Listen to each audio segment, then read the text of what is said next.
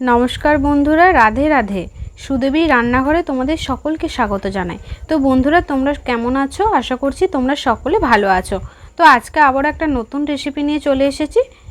আজকে আমি বানাবো ময়দা দিয়ে খুব কম সময়ে তৈরি হেলদি ব্রেকফাস্ট রেসিপি, যেটা সন্ধ্যাবেলা টিফিনের টাইমেও সার্ভ করতে পারবে।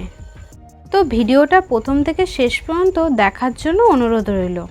তো চলো শুরু করা যাক। প্রথমে আমি এখানে নিয়ে নিয়েছি একটা জায়গাতে 250 গ্রাম ময়দা। আগে থেকে আমি চেলে নিয়েছি। আর দিয়ে দিলাম পরিমাণ মতো নুন, আর দিয়ে দিলাম কয়েকটা গোটা জিরে, আর দিয়ে দিলাম 4 টেবিল চামচ টক দই। এবার এগুলোকে চামচের সাহায্যে মিশিয়ে নেব ভালো করে।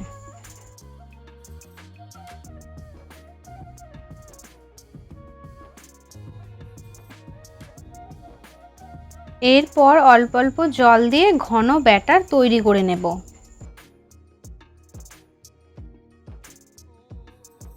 জলটা আমি অল্প অল্প করে দিচ্ছি যাতে ব্যাটারটা পাতলা না হয়ে যায়।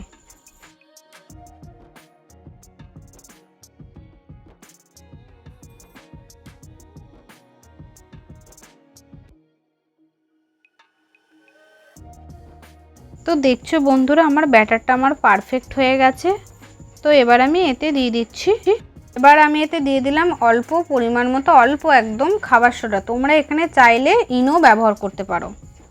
চলো বন্ধুরা, কি কি সবজি নিয়েছি দেখিয়ে দিই। এখানে আমি ক্যাপসিকাম নিয়ে নিয়েছি, কুচিয়ে নিয়েছি, টমেটো কুচিয়ে নিয়ে নিয়েছি, আর কাঁচা লঙ্কা কুচিয়ে নিয়েছি। এদিকে আমি গ্যাসেতে কড়া বসিয়ে দিয়েছি।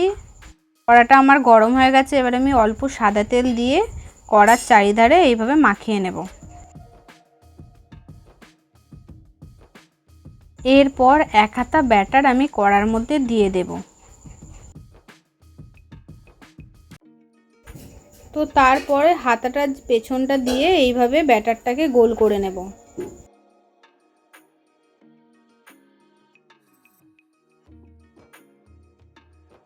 এবার এই ব্যাটারটার ওপর দিয়ে দিলাম কিছুটা ক্যাপসিকাম কুচি। এরপর দিয়ে দিলাম দানা ছাড়িয়ে টমেটো কুচি। এরপর দিয়ে দিলাম এখানে কাঁচা লঙ্কা কুচি। তো কাঁচা লঙ্কা কুচিটা অপশনাল, বাচ্চারা যদি খায় তাহলে কাঁচা লঙ্কা কুচিটা একটু স্কিপ করুন। এরপর এতে দিয়ে দিলাম 1 চিমটি নুন আর লাল লঙ্কার গুঁড়ো। লাল লঙ্কার গুঁড়োটা অপশনাল, তোমরা নাও দিতে পারো।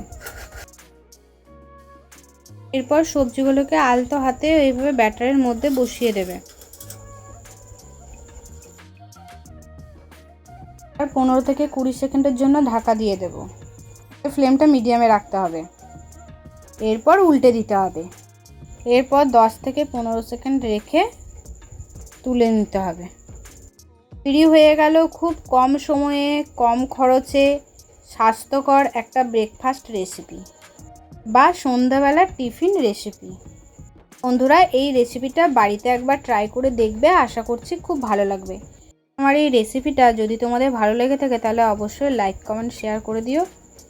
সকলে ভালো থেকো, সুস্থ থেকো। হরে কৃষ্ণ, রাধে রাধে।